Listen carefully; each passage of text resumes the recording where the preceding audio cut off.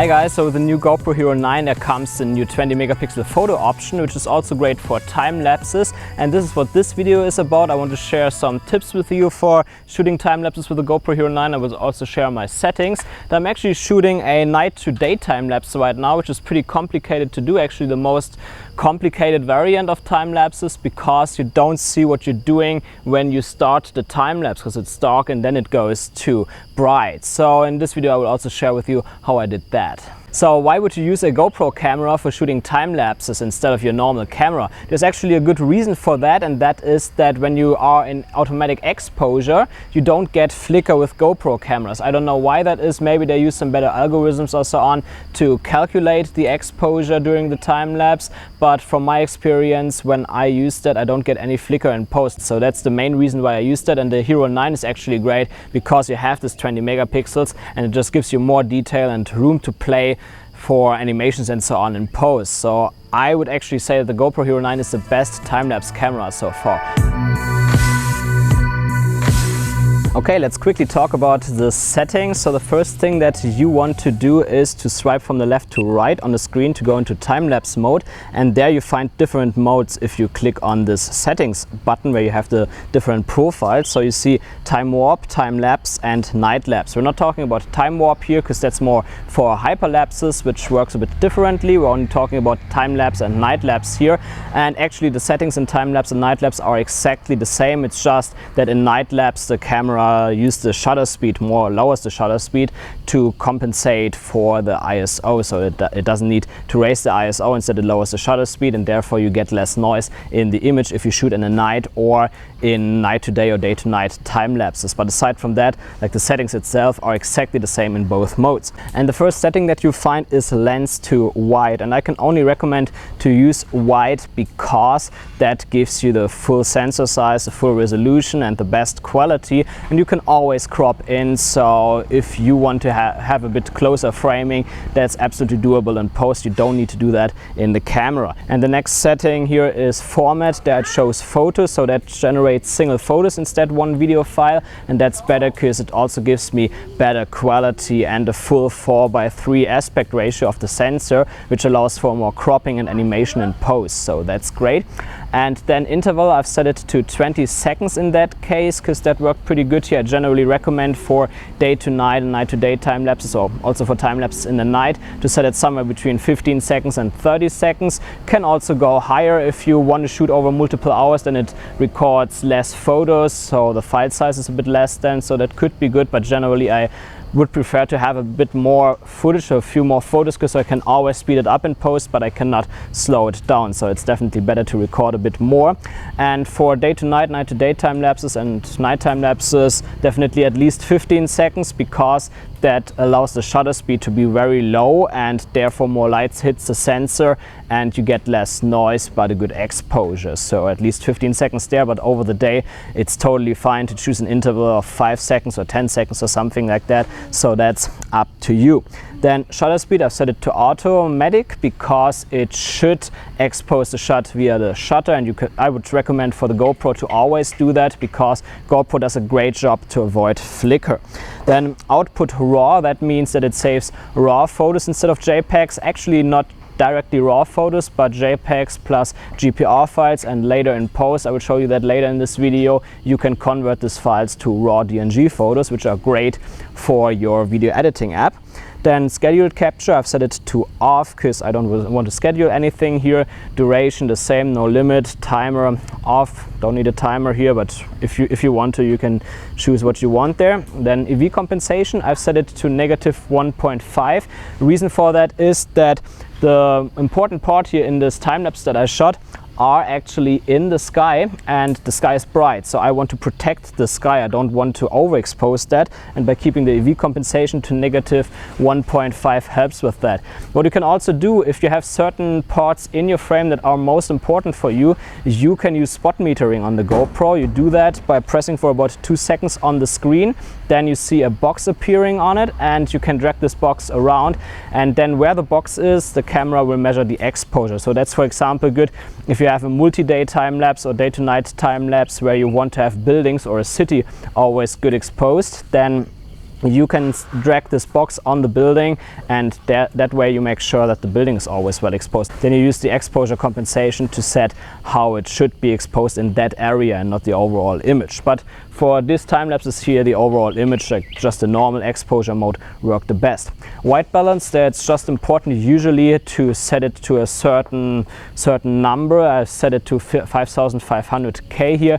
Just not easy to do sometimes, because in a night to day or day to night time lapse you have changing light conditions, so you would actually have to adjust the white balance. But if I would choose automatic white balance, that can cause problems for my color grading, so then it's better to have a consistent white balance, because white balance is something that I can change and animate in post, so I can make the shot warmer over time or colder over time, and that helps to compensate for that. So the most important thing here is to choose a setting that looks good. Don't shoot automatic if possible. If you're a total beginner and you don't really know how to do that in post, then you can try automatic, but it can easily mess up your time lapse. Then ISO min and ISO max, I've set it to 100 because higher ISO means more noise. I don't want to have noise in my shots. Sharpness medium, generally works good with GoPro cameras. And color to flat. Color to flat is actually not that important here because we're shooting raw photos, but in case I want to quickly switch to video to shoot a quick time lapse, then I have it set up already, so that's better to have. Then for shortcuts, you can set it up like you want. I've set the lower left to scheduled capture, lower right to white balance, upper left to interval, upper right to UV compensation, because that are settings that I oftentimes use. So much for the settings. I would say let's give you also some general tips. The first thing that I want to mention here is that I love to use an app called Sun Surveyor for shots of the sun, like sunrise or sunset, because in that app, when I put that, or when I look into the direction of the sun, I can actually see on that app where the sun will be at what time, and that helps me a lot to frame my shot, because usually I want to have the sun in the center of the frame, and by using that app I can exactly see where I need to point my camera so that the framing fits perfectly. So that's great. Actually today it did not perfectly fit because we have clouds in front of the sun, so it's not really a perfect sunrise, but it's also good because that makes shooting this video a bit easier, and like I don't need to overexpose the background so much, so that's also not an issue. And I actually prefer to have clouds when I shoot time lapses, because clouds always generate movement. That's the second tip here, the second general tip. If you shoot a time lapse, then you always want to ensure that there's something moving over time in the shot. If you're in a city, that can be traffic or people walking by, but generally if you're in the nature, then clouds are really good to show movement, because usually there is not too much movement in the nature. Of course also the sunrise itself can look nice, so that is up to you and up to the situation. And another tip that I want to give you here is, if you have a situation like that where you have a rail where people could lean and probably cause some shake, then use a tripod and make sure that the tripod does not touch the rail, because usually people stay away from the tripod, but if the tripod would touch the rail, then it can happen that when people touch the rail, the shake gets over to the tripod, and that can cause shake in the camera. And here, especially for the night to day time lapse, we're using pretty low shutter speeds, and that can easily cause the camera to have certain shots that are completely shaky or blurry, and that is obviously nothing that you want. You can take out these frames in post if that should happen to you, so it's not the end of the world, but of course it's better to get it perfectly right before you have to do any adjustments in post.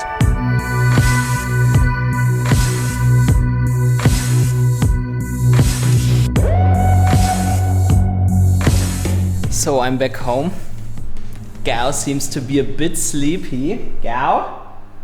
Gao? I threw her out of bed at 4:30 for this time lapse. Yeah, it's probably better if you don't do that with your girlfriend, but I just prefer to have someone that films me. So let's get into the studio and edit. Oh, it's already set up. That's great. So get rid of the camera and let's start directly with the editing.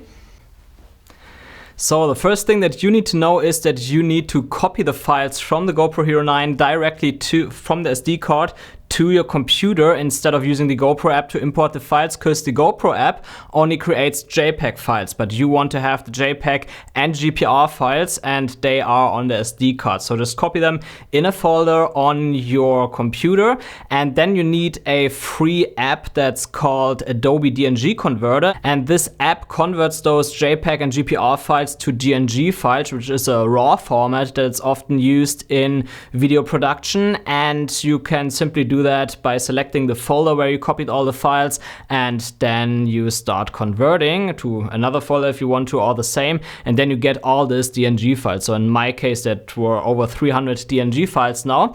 And then the next step after converting that is to open your video editor. In my case, that's Final Cut Pro 10, but in other video editing apps, that's pretty similar. So what you do here is you simply create a project with a size, with a pixel size dimensions of 5568 by 4176 pixels, because this is the pixel count that these images coming from the GoPro Hero 9 have. So after creating that, you simply drag all those DNG files directly into your timeline. Usually all better video editors or professional video editors can read those files, so don't worry about that.